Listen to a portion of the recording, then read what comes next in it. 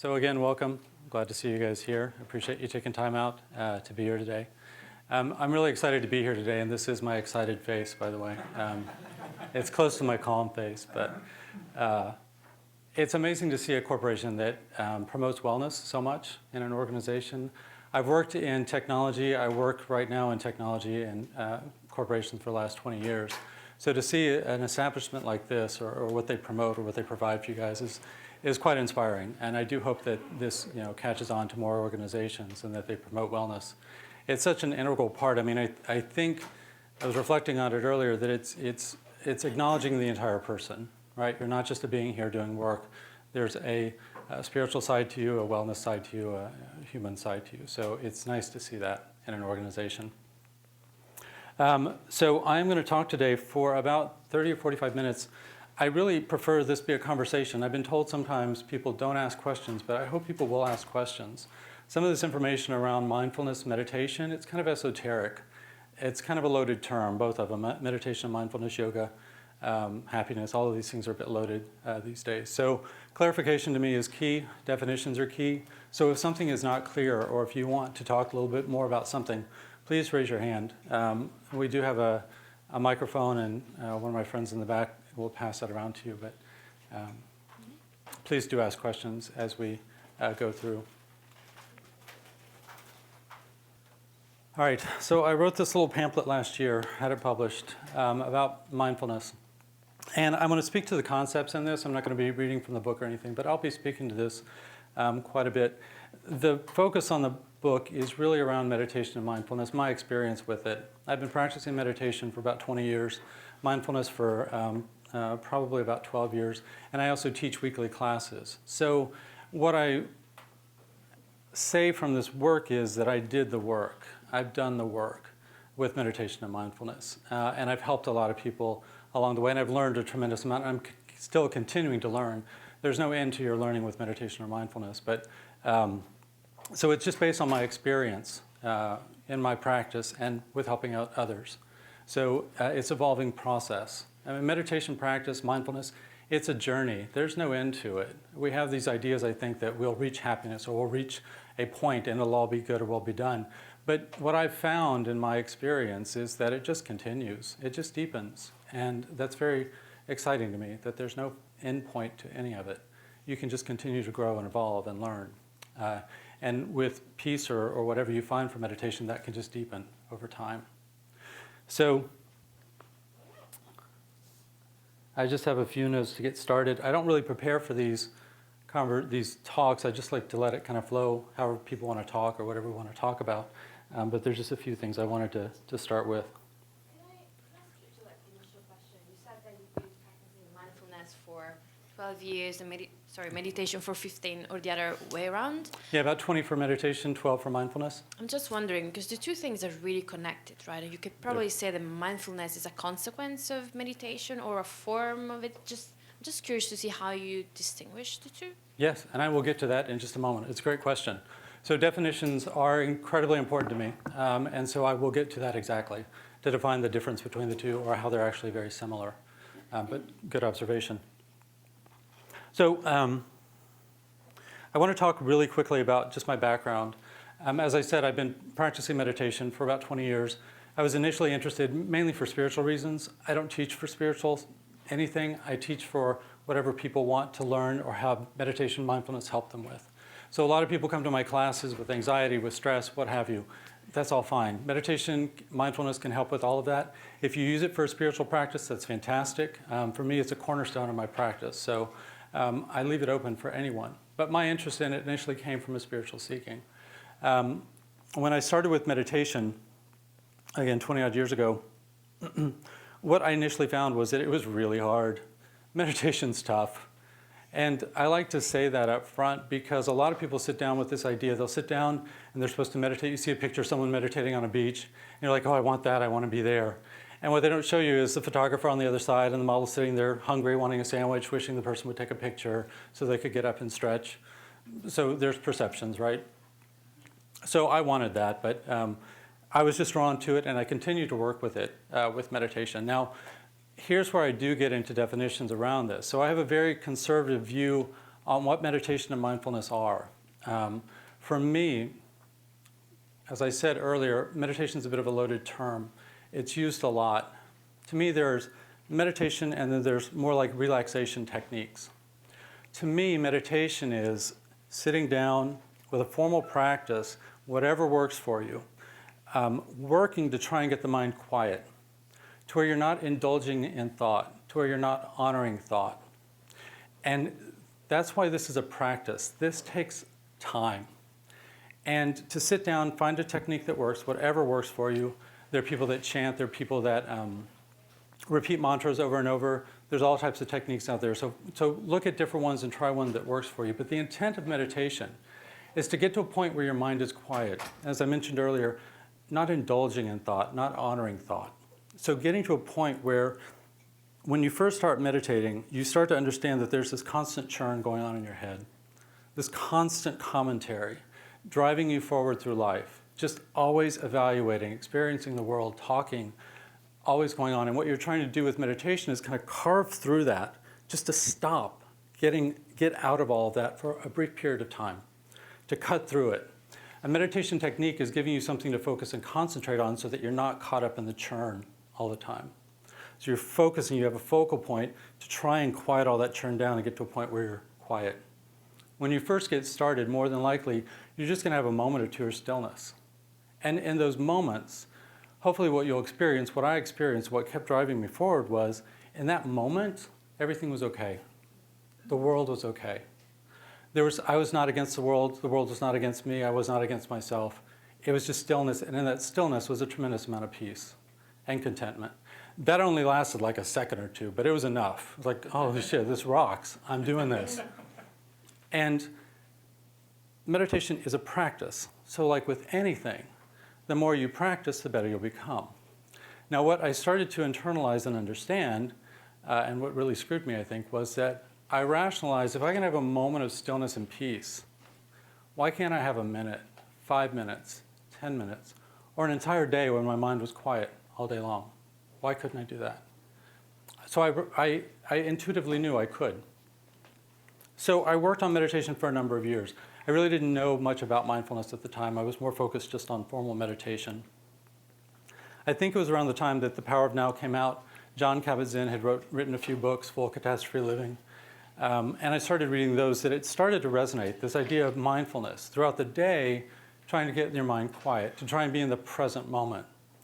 Present moment awareness was amazing. I loved it. It was fantastic. It really shifted me and changed me a lot, but it still didn't take care of that churn. I was still having that churn. This idea of being present, being in the moment, not living in the future or the past, was great, and it allowed me to be more focused and more centered, but I still had that churn going on. There were still judgments, evaluations, conversations going on. And so what I wanted to do was get rid of all that, because that's really what you're doing in meditation. You're trying to carve away all of that to get to the point of quiet. What I went to and learned from after the mindfulness with the Power of Now and things like that was, I looked at Jnana Yoga, which is just kind of a spiritual path. It's a lot of self-inquiry is what it's doing, it's focused on. Just a lot of inward, looking inward, asking yourself, who are you? This type of thing. What I did at that time is one thing that I advocate everyone do, and I continually do it. Start becoming aware of what you're thinking. Just what are you thinking throughout the day? Where's your mind hanging out? So this churn that was going on, when I stepped back and started to become aware of it, what was I thinking? When was I thinking it? What was going on? What was the result of thinking this? So much of what we think is tied to our emotions. So if we're thinking about something absent-mindedly that upsets us or is depressing or something, that's going to go on for a few minutes. Before you know it, you're kind of depressed. But you may not realize why. You may just come up with some reason. Oh, it's just a bad day. But if you can reflect back on it, oh, for the last 10 minutes I was thinking about this horrible breakup and all these bad relationships, and I'll never have a happy relationship, and I should just give up now. And right? It's like, whoa, I don't need to do that. There's just an awareness of that going on. So the fascinating thing, and what I write about in the book, is basically what my book is about, 80% of this, is starting to become aware of what's going on. That churn. what's happening. And when you're able to do that, when you're able to figure out what's happening, you can start to deconstruct it. And then you can stop doing it. You can stop indulging in it. The fascinating thing I realized probably 3 or 4 years ago, after all this time, so much of thought is a habit. Many of our thought patterns, the things that we focus on, the way our mind hangs out, it's a habit. Habits can be broken. They can be stopped. So in using this over the years, and this took years and years of work, I was able to start deconstructing these things. What was nice was that each one of these things that would come up in my mind throughout the day would throw me off a little bit. So I wanted to stay on a continuum more of peace. But if my mind is busy making judgments, evaluating, doing all these things, that pulls me away, either into lower states of mind or maybe higher states of mind. But I had no control over it. So I became obsessive, and I was constantly monitoring my thoughts all day long, wanting to see where did my mind go, what did it do, what were its habits, and then how I could stop doing some of these things. So back to your question about meditation and mindfulness. To me, meditation, formal meditation, is stopping, sitting down to stop and trying to get the mind quiet, trying not to indulge in all that chatter, trying to cut through it to get quiet.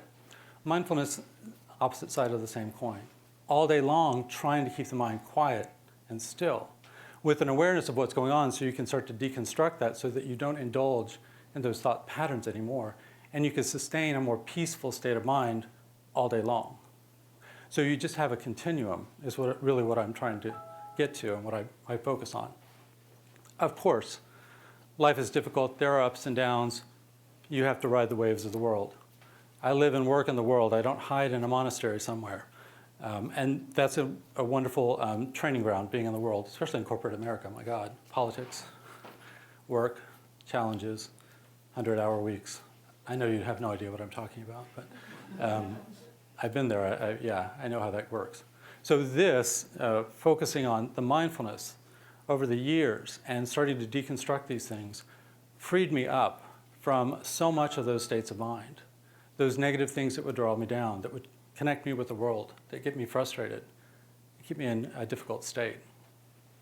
So I want to talk about some of these today, but are there any questions, other questions before I get started? That's just kind of the basics of where I start with meditation and mindfulness.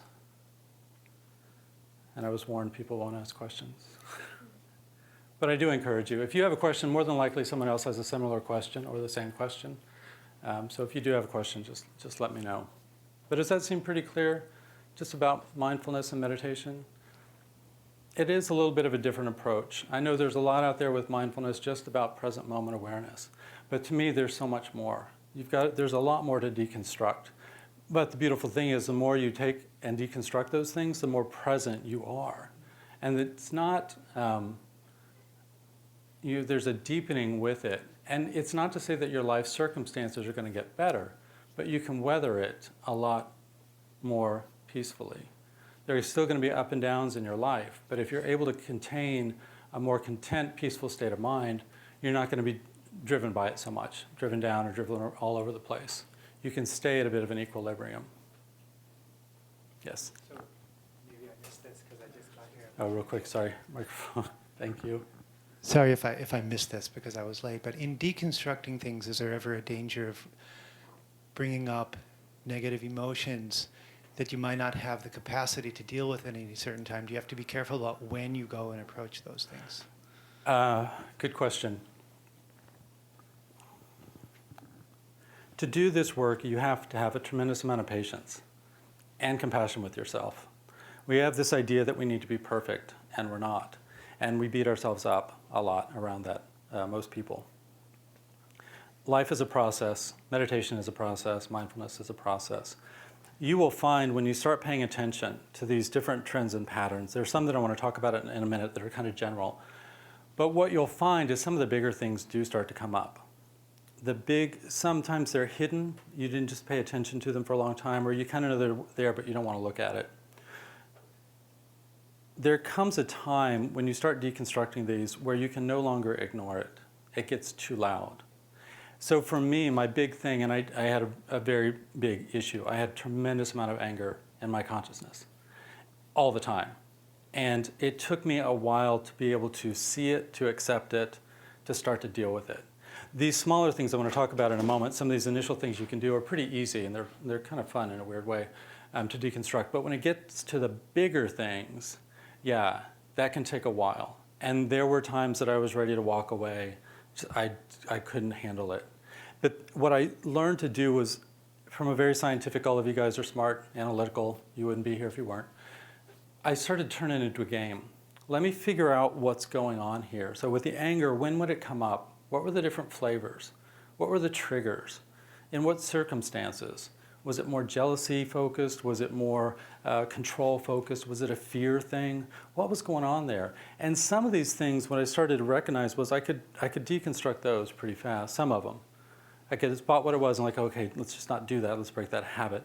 You have to go down to a level of something to understand why you're doing it. It's usually never as bad as we think it is, but understand why it's there. Once you're really able to face it, it loses its power. You're able to you don't have to indulge in it anymore. But there was a time, yeah, I didn't know which way to go. I had this whole world of anger in my head, and it was never outward, it was always inward. Angry at myself and angry at the world. It really pissed me off having all that anger, but it shouldn't be this hard. And this is why I'm such an advocate for it. It changed my life tremendously. I mean, it was just, there were many, I don't want to say dark days, there were dark years. It was difficult.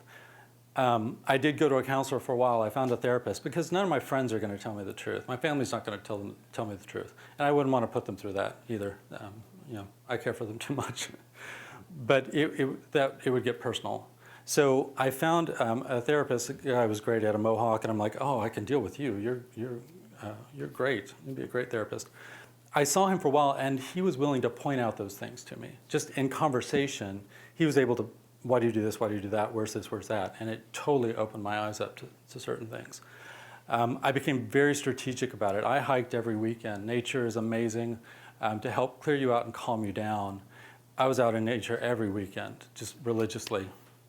But there comes a point where you're just willing to look at it. To me, I had no alternative. I knew too much, if you would. There was only getting through it that would take care of it, being willing to look at it. So yeah, it can be difficult. You're going to have stuff come up, and I know people have different difficult childhoods, abusive, all kinds of stuff, issues and things of that nature.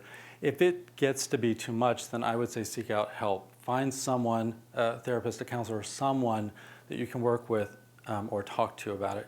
But the beautiful thing, and while I was going through this, while it was so difficult, at least I knew I was working on it. At least I was trying. And there would be gaps of time where I'd walk away and I couldn't deal with it anymore. I would try and keep myself distracted, but it was always at the back of my attention there. But because I was able to, A, get quiet through meditation, and B, take care of some of these smaller things that I'll talk about in a moment, I knew it was possible. I knew I could do it. And it was hard to deny that truth. But everyone's different. For me, that's just, I knew I needed to do it because I knew it could get better. And I was just willing to do what it took, but it wasn't pretty. But that's my thing. And that also taught me, though, everyone's got their thing. Everyone's got their thing. And it teaches you a tremendous amount of compassion for people in the world. Everyone's got their thing that they're trying to work on. And everyone's trying to do the best they can with what they have, in my opinion. So how can I even judge another person? I don't live in that world. If I can help in some way, that's great. But good question. Any other questions? Okay. So some of these things that I initially saw when I was paying attention, monitoring my thoughts, there are certain patterns that pretty much everyone indulges in. Judgments, expectations, focusing on the future and on the past. That's typical with mindfulness. But judgments were really interesting. When I started to notice judgments, just being aware of what judgments I was making, when I was making them, how often that they would come up. It was friggin' incessant. They were happening all the time. Good, bad, ugly, blah, rah, yeah, rah. What's interesting that you'll notice when you engage in a judgment against something in the world, it either kind of boosts your ego up a little bit or it pushes you down a little bit. So if I'm trying to keep a constant of just kind of peace. Again, I don't like to say happy, just kind of peace and content all day long. Each time I would engage in these judgments would cause a ripple in that. And a lot of times they would feed on each other. So if I noticed with a judgment against something, I started to see that this was a bit of an equation. And a lot of these things are these interesting paradigms. If I make a judgment against something in the world, a person, it's basically boosting my ego up a little bit. I'm better than that. I have the right to judge that. It's good or it's bad. My attitude, my ego, is superior enough to be able to judge something else as a good thing or bad thing. And I'm not talking about ethics or morals here. This is just like ugly, not ugly, lazy, whatever. And it boosted my ego up a little bit, that I'm entitled to be able to judge that person. Conversely, if I had a judgment against me, I'm not worthy enough of that, or I'm a bad person, it pushed me down. So when it pushed my ego up, it gave me a very false sense of security and control. We don't have any control. We have a nice illusion of control, but we have no control, really. We can control our states of mind and our actions, and that's about it. So it boosted my ego up and made my perception of the world a little bit stronger, made me a little bit more combative. I know better. I have the right to judge that thing, that person, that experience. It is what it is. It doesn't need my judgment. It exists as it is, and it's perfect as it is. I don't need to indulge in that. So that was one small thing that I did that I was able to just drop from doing. And when you start seeing how many judgments you make in a day, it's fascinating. They're happening all the time. And if you can let go of that, it frees up that space. You don't have to indulge in that. Or you don't have to push yourself down. You don't have to compare yourself to anyone else or to the world.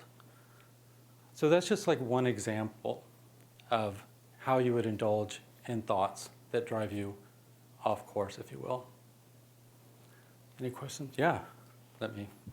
Oh.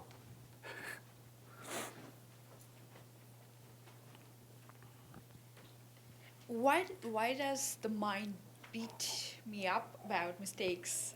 It's like there's probably a mistake I made like some time ago, right? And there are things I've done to fix it and all that. But it's like I keep going back and revisiting. Is it trying to teach me a lesson? Like why does it make me go back and relive the moment? Is it a specific mistake that you're going back to? It's Or is it not- a recurring one? It's like 3 or 4. Like it doesn't matter. Like I feel like I'm always drawn to like previous events, and maybe I'm trying to learn from them so that I don't make the mistake again. But it's like always pulling me back, and these thoughts come up like at random times, and I don't know why. Well, okay, so good, pay attention when it does come up. Pardon me. What you may find there are certain triggers that cause those things to happen. It could be the environment, it could be people you're around, it could be people you're talking to. You just want to start to understand the landscape. When these things come up, what's going on in my life? And am I under a lot of pressure? Do I have a fear of failure, which is what this maybe sounds like? What's the fear of failure? Why are you afraid? And who's going to judge that failure? What are you comparing yourself against to think that it's a failure? Now, with mistakes and looking back in the past, there's nothing we can do about that. However, what you can do is make peace with what you did. At that point in time, in the past, you made a judgment. You did something. And at that point in time, you thought it was the right thing to do. So how can you blame yourself? It turned out not to be the right thing, but you learned from it. So you can forgive yourself and say, at that point in time in the past, I thought I was doing the right thing. It turned out not to be, but I learned a lesson, and I'm not going to do that again. So there's a point where you can just kind of forgive yourself for it, if you're willing to do it. I'm not going to make that mistake again. I'm sad that it happened, but at that point in time, I thought I was doing the right thing. I learned from it. So there's just a letting go. Again, it comes back to this compassion and this patience. Now, looking back at some of these things can be hard to do sometimes, but you can also just, if you start to see that there's a connection between these different mistakes, they have a similar flavor to them, you can start to examine, is it really a fear of failure? Is it a fear of letting somebody down? And why is that? Who are you letting down? What are you afraid of? And that's where you have to just dig in and start looking at. You'll feel it emotionally, but again, I can't stress this enough. You have to be very compassionate when you do it. You're trying to let go of that in a way. So take the time to realize, when is it coming up? Try and understand what the pattern is. When do these thoughts come up? What specific situation? And so more than likely, it's tied to some kind of situation in your life. At that time it's coming up, it's probably tied to something that's going on at that same time.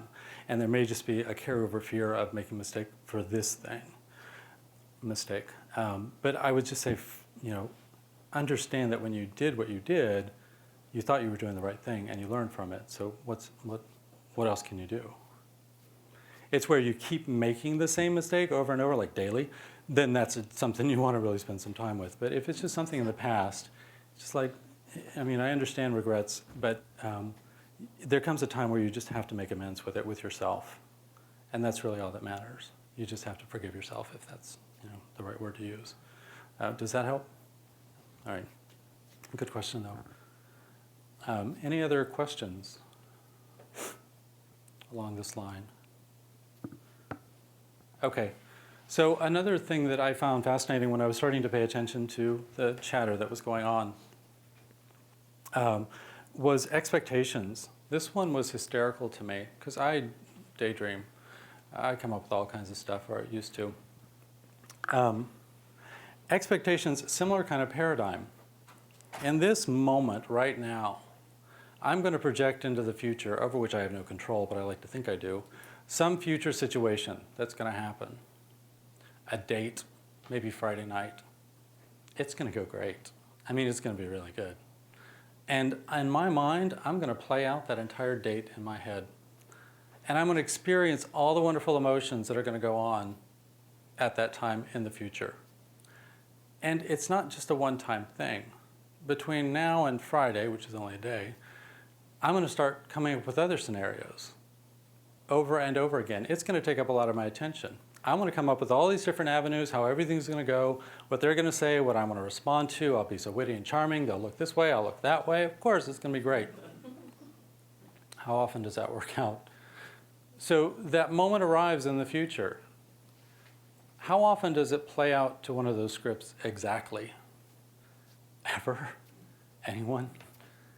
And what's funny is that at that time in the future, when you were planning all this stuff out in the future, you weren't thinking at that time that as that was going on, that you would be going through your head trying to figure out all these scripts and trying to match and figure out what the next thing to do is. You were just having a great time in the future there. So it doesn't even match up to what you were planning. So expectations can be really interesting as well. How often do you do this? As opposed to just letting an experience happen organically. Now you can prepare for it, great, get dressed, look nice, yay. But just let it play out. Organic experiences are so much more interesting than trying to force something to happen over which you really have no control. So it can become a bit of a game when that happens. So I did this all the time, and it took up a tremendous amount of time in my consciousness. And it would go down all these different routes. Whenever I would plan one of these things out, it would go great, it would go down, but I would experience all these emotions in this moment. But that date's not happening in this moment. This is what's happening. Only this, hence the title of my book. There's only ever this moment. So there was a willingness to let go of that. To see the results of doing that over and over again just didn't help. So I let go of it. And now I catch myself. I was about to engage in it again. I just don't do it. It's a habit. Just refrain from doing it. And see what it's like. So when I was able to let go of these smaller things, the world got a lot more easier. My mind was pretty much calm most of the day. But going back to your point, when I started taking apart these smaller things, little habits, the bigger things started to show up. And I recommend just slowly, gradually starting to look at those. They take however long they need to take to unravel. Yeah, we'll get to.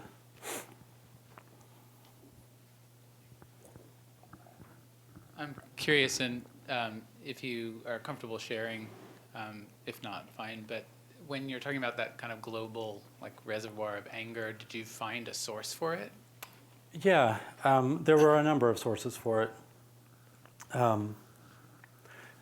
Mainly it had to do with fear and control and issues around that. There were different flavors in there, but when I would take everything down to the core, I could see there was just a fear of something. And I would use anger as a way to compensate for it, or to feel like I had control. The anger gave me control over the situation. If I could be pissed off at it, then it was okay. I didn't have to be afraid of it. But then I had to look at the fear then. What does this fear have to do with? And that got to be very subtle in different situations. Why did I care? What was I afraid of? We push away fear so much, and you have to take it at your own time to be able to look at these things. But that was the core of really what was going on with mine. Different variations of fear, different manifestations of it. But it was fascinating when I would see it, and it had different flavors to it, but I was able to figure out what the triggers were. Sometimes it would last for weeks on end because it was just holding on to it. I couldn't let go of it, and part of it's like the electric fence. You hold on and then you can't let go. So I had to write it out. But it was very difficult at first trying to understand it or figure it out, but I kept continuing to look. There are things that you'll learn how to do when you're in a certain state of mind. We often think that we're stuck in that state of mind. So when I was stuck in anger, I thought there was no way out of it. But there were tips and tricks that I learned to help break me out of anger. For me, movies are therapy. I go to a movie and I go away. I get so involved in the movie that I forget about my life. And you can try this, everyone's got their thing. But before I went into a movie, I'd be in a certain state of mind, certain state of attention. Usually when I came out, I was in a much better state of attention because I was able to let go for a while. There was a week straight, I went to a movie every night. I was just like, it's just so bad. What time does the next movie start? And coming out of it, I would be so clear. And I'd be like, okay, now I'm clear. Let me try and figure it out while I'm in a clear state. But then the next day I would indulge in it again and bring it all back up. So yeah, you figure out what the triggers are, what are the things that help pull you out of it. I became very strategic around it. Like I said, I went hiking every weekend. That always cleared me out. It was always beautiful. And my God, here, please, if you're not getting out every weekend to this beautiful area that we live in, please take time to go into nature. It clears you out so beautifully. But yeah, so you'll figure out kind of your things, your triggers, and then what helps pull you out until you're, it's fascinating because you'll feel the trigger start to get pulled again, and once you've kind of figured it out, and you don't have to pull it. But there's this habit of just, oh, okay. Same thing happens in meditation. And again, meditation is practice. I've been doing it for 20 years. I'm no master by any means, but I'm light years from where I started. You can get to a point in meditation where you're actually able to get quiet. Again, you want a focal point to try and keep your mind focused so it's not indulging in all this chatter. And you can get to a point where you're just still. And again, it kind of goes back to that everything's okay in that moment. And you'll feel the urge to start thinking about something and you just don't do it. You just say, I don't have to do it. And you're able to just kind of stay there and hold on to it. And that's the most beautiful feeling. So thank you, good question. Yeah.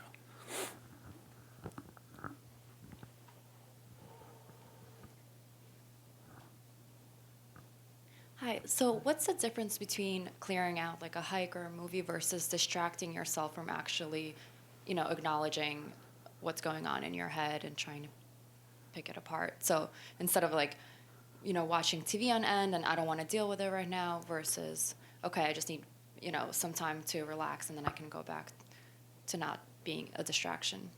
Yeah.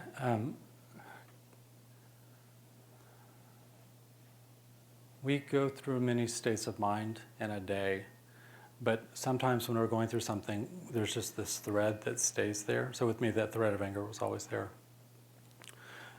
Yes, you need to take breaks, but even when I take a break, that thread was still there.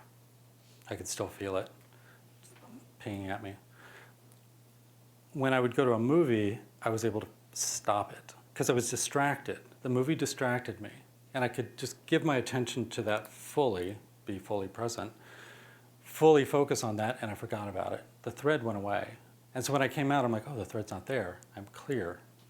I'm in a clear state of attention right now. Let's maybe spend some time and maybe examine it without getting pulled back into it, which got to be tricky because once I started to examine it, it would come up in a process. So to me, taking a break and clearing out is to break that thread for a little period of time. But yes, of course, take care of yourself as well. It goes back to what I mentioned earlier. You've got to have the compassion with yourself and the patience to just write it out. But try, if you can figure out the triggers that help pull you out of a state of mind, and I was able to, I had a whole arsenal of things after a while. You start to use, you figure out when you can use them and when it's okay to kind of let that thread be there. Does that help? Yeah. Yeah. Thank you. Do you mind passing it back? Thanks. So when you're thinking about all these judgments and expectations and things like that, your mind's just going kind of crazy. What do you give it to do instead? Because it's so used to doing something, like you can say, stop doing that, but then it sits there and a second later it comes up. And in meditation, I know there's so many different things, but in real life, what do? You're in the shower, you know. Yeah, your mind has a mind of its own, right? God bless it. Again,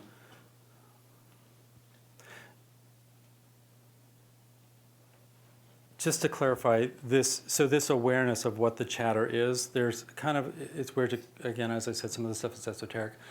You can, there's a part of you that's just aware of what the thoughts are. You can think of it like just clouds passing over the sky. You're just watching it.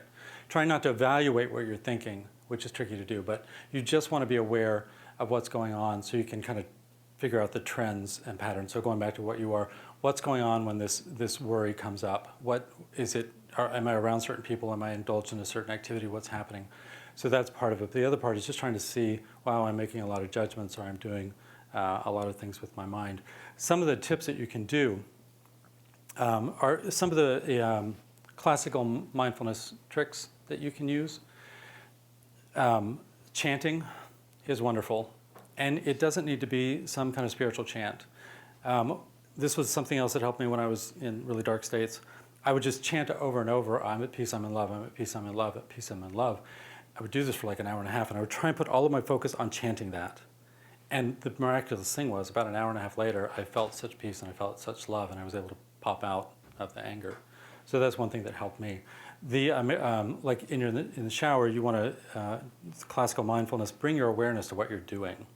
Feel the water hitting your body. Try and take your attention, what you're focusing on, off of all the chatter, if you can, and focus on the water hitting your body. Your feet on the cold tile. The color of the tiles in the shower. The speed of the water coming out. The temperature of it. Trying to put your focus on the external really helps. When you're trying to be mindful all day, you're not a zombie in any state, way or state. Someone asked me at one class, well, what did you do? Just stand there all day? I'm like, oh, that'd be great. Yeah, I would love that. I've got a busy life. I can't do that. You're focused on what you're doing to the exclusion of everything else. So if I'm writing an email, let me focus on writing an email. Typically when we sit down and write an email and we're just going to check a web page 3 hours later and 200 websites later, you're like, oh, I was just going to write an email, crap. Right? So it's this kind of discipline. Let's sit down and do what I need to do. Focus on doing this one thing to the exclusion of everything else. It's trying to train yourself away from scattered and going all over the place to just focus on what you're doing. It's focus and concentration, not taught in the world today, not fostered in the world today. We're distracted a bazillion times a day with our cell phones. I think they're saying now, studies are saying 50 to 100 times we check our cell phones a day, if not more. So we're distracted, right? That's this world that we live in. So to focus and concentrate on something can just be a little weird sometimes. So it's just building up the discipline to stay focused on what you're doing. Now, I had, this was a number of years ago, I was at a medical device company down the road working with them. And I was doing that same thing. It was just loud. It was a loud day. I'm like, okay, chanting's not working, because after a while you chant the same thing over and over, it kind of loses its power. and you think you're chanting, but you're actually thinking, and it becomes this whole mess. So I'm like, okay, I need to figure out something else just to keep me focused, to keep me in this present awareness. So I don't know why this came to me, but I was walking down this ugly hall, and I just started chanting, I'm walking down an ugly hall, I'm walking down an ugly hall, I'm walking down an ugly hall. I am walking down an ugly hall.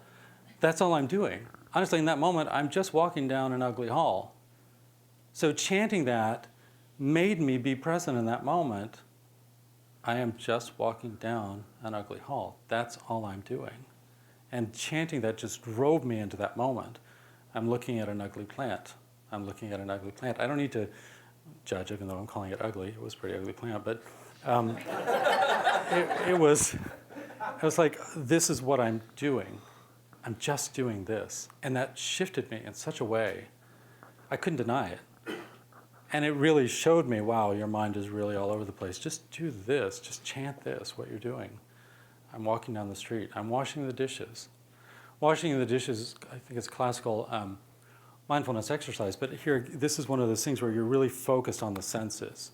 You put away all the judgments about washing dishes and how much you'd rather just put them in the dishwasher, but you put the dishes up and you look at the pretty patterns that the plates make with all their food on them, and then you just focus. You bring your focus into this moment. All I'm going to do is wash the dishes, and you focus on what you feel. You reach out. You feel the handle, the knob on the sink faucet. You turn it. You feel the pressure. You feel the muscles that have to engage to do that. You watch the water come out. You feel the water get warmer. You put the soap in. You watch the bubbles come up. You smell the soap. You pick up the dishes. You put them in. You feel the suction as they go under the water, the movement of them, right? You're forcing yourself into that moment, and you can actually say all this to yourself while you're doing it because it just helps you get right there. And if you try this exercise, I don't know if you guys have ever tried this, but it's very entertaining. It turns dishwashing into a totally different experience. But that's always going on. I mean, amazing experiences are going on in every moment. We're just so caught up in our head all the time, we miss them. I mean, it's just the smallest things. I remember walking out after a rough day at work, and I would stop sometimes because the sunset in front of me and the trees with the wind blowing through it and the birds flying by just stopped me on my tracks. It was a beautiful thing. And I'm like, I see this every day, but oh my God, this is beautiful. And so just giving myself permission to acknowledge that and see that. So it's a shift, and it takes time. So you can come up with different games. I have a number of things in the book that help, but that was just one of them. And the one that was really effective was just say what you're doing to yourself, and you kind of can't deny it as you're chanting it. And it makes it okay in a way. I don't need to be thinking about these other things because really I'm giving my attention to what I'm doing right now. Does that help? Yeah, thank you. Yeah, you're welcome. Okay, any other questions?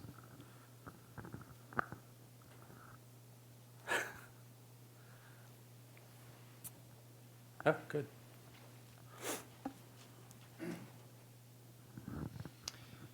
So, tax season's coming up. So April 15th comes by. If I wasn't thinking about the future to a certain extent leading up to then, I'm going to have kind of a difficult day. So how does, do you have any advice for arriving at a day like that and having everything done while staying present the whole time, while planning for the future?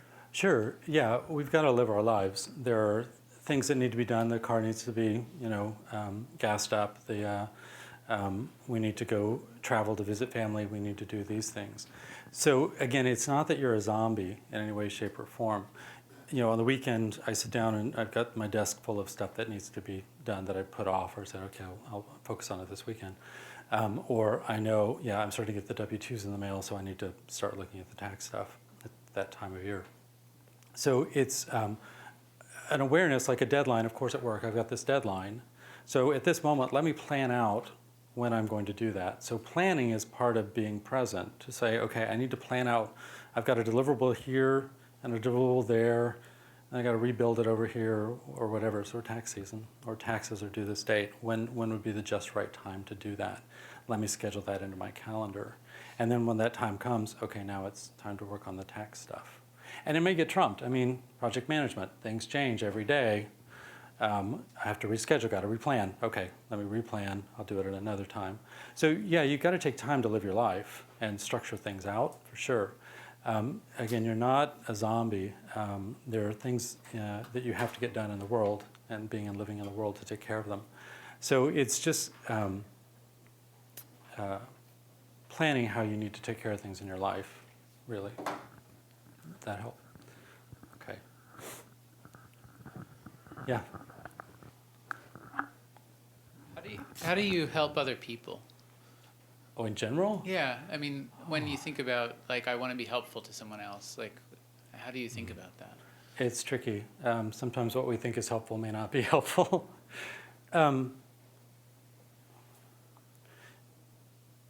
You'll learn, especially with mindfulness, a tremendous amount of gratitude and humility towards other people. You understand everyone's fighting their own battle. You can think about, what can I do that might help them in a way? And who am I to say I can help somebody? Maybe I can, maybe I can't. Maybe I'll say something that helps them in a way. I think it's compassionate to be there for them if they want you to. If they don't want you to, being compassionate enough to walk away from it. But I think honoring people is the biggest thing you can do for other people, and understand that they're fighting their own battle, and if they want help, helping them. It's nice to show gratitude always for everything whenever you can, and gratitude is one of the best tools that we have. You can be helping somebody just by thanking them for doing something for you, or going out of your way to do something for them because they did something for you, or just going out of your way. You can help the guy at the grocery checkout. He's standing there for 8 hours a day. I would not want that job. So I can maybe help him in a way by just cracking a joke when I'm with him, or making him smile for a moment out of that 8 hours, but not doing it for me. Maybe I can do something for them. And that's part of what you have to look at too, part of this examination, is the motive to make me feel better for myself by helping them, or am I truly being of service to them? So there's kind of the egotistical, I'm helping, or there's just the being of service to somebody without expecting anything in return. So again, how do we really help anyone? I think just being compassionate and as best we can is important. I would just add one comment to that. Like I try to do that kind of thing every day here at Google with all of the people who serve us and do all the kind of the dirty work that makes our life a lot easier day to day at Google. Driving the bus, serving the food, like all these roles that you see around campus. And just saying like a simple thank you, or like the meal was really tasty, or whatever. Like it does make a difference in those people's day. Like you can tell that it matters to them. Yeah. I find personal satisfaction helping them. Yeah, I know. It makes me feel better about myself. And yeah. It's somewhat self-serving, but I know that it's helping them too. So. No, there's definitely a symbiosis that happens there when you're doing it. It's selfless giving, if you will, but helping others just by saying that helps them and helps you. It lightens you up in a way. So yeah, no, good point. Yeah. So I actually don't have a question for you, but I just wanted to, I'm the GPAWS program manager here at Google. It's our program for building communities of mindfulness practices here. Awesome. Is there anyone here who doesn't know about the GPAWS program? Okay, well then, well, since you're the only one, you could just talk to me later. But I just wanted to say, in the vein of your, being mindful throughout the day, we had a mindfulness week last month, and we were giving out these bands, which you can wear. They're googly color plans. They say GPAWS on it. If anyone would like one that wasn't part of that week, just see me afterwards. But it's something you can use to remind yourself throughout the day to do the things you were talking about. So. Yeah, those reminders are great. Yeah, and I don't know if you caught it first. I really am amazed at what this organization does in terms of mindfulness and meditation for the staff. It's fantastic. We have 3 meditation rooms in the back of this building, by the way, and there's a lead sit at 11:30 every day, too, and just in this building, but also all across campus. Yeah, and I hope that catches on more organizations. I hope to see more of it in the world. Just a quick question. Right, I'm sure you have lots of tricks and tips in your books, but I think one of the questions or one of the things which is bugging me is like if you have this churn, right, and you are thinking, and you have easy things you can probably pull yourself out, But what happens when you are in a spur of a moment, right?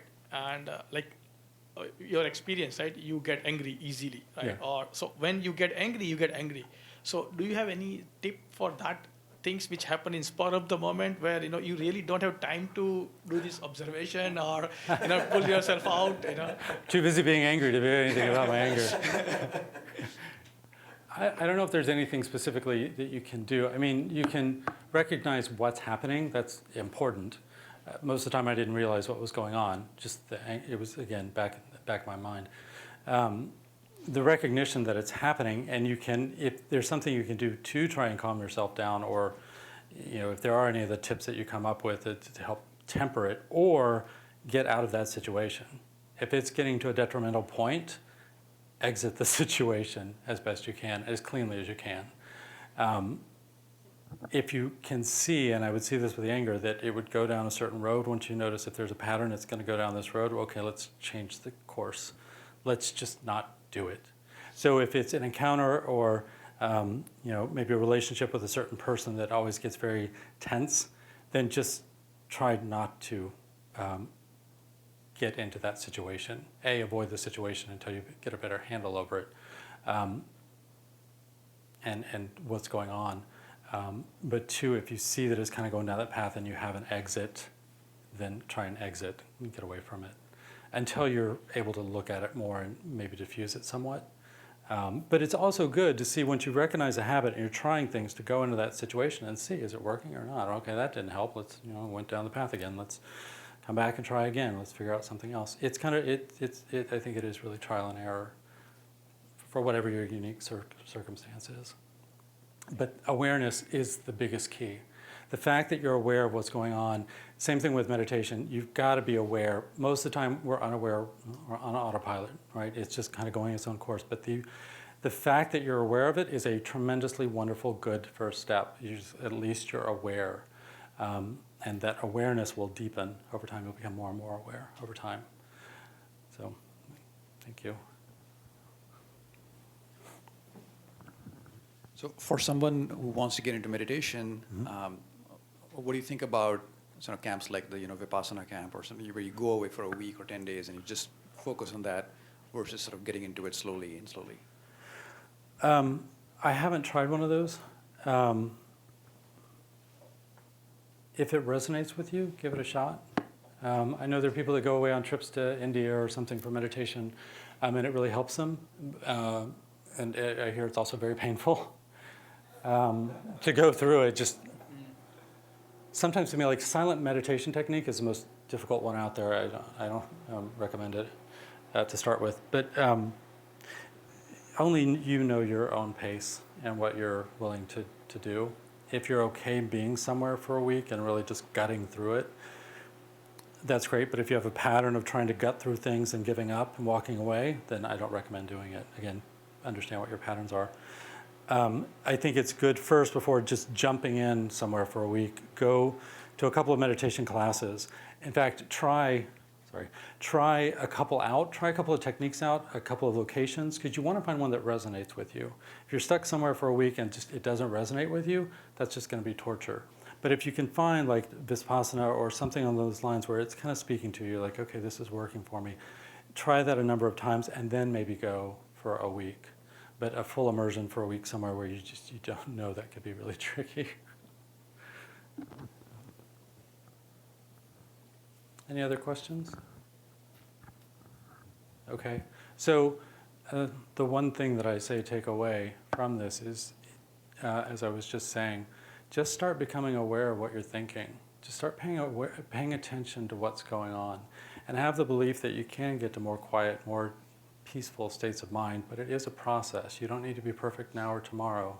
What is perfect? It's a journey with no end to it, but there's a deepening with all of it as well, a beauty in that. So moments of quiet and meditation, they just deepen over time, the beauty and peace that you can experience in meditation and in mindfulness. In the most weird situation, walking in the mall, you can be like, wow, it's beautiful. This mall is amazing. The colors, the lights, the sounds, people. Big circus, but the world can become very magical for you. But just start paying attention to what's going on and then start to navigate that and slowly start to deconstruct it. The book that I wrote, it is available. Alan's got some at the back if you're interested in buying one. But they're on Amazon, it's on Kindle, all the electronic versions. I do have a website, thisonlythis.com. I do post memes and sections from the book. I've done a couple of radio interviews, podcast interviews. So those are all up on the website if you want more information. And you can also email me through that as well if you have interest.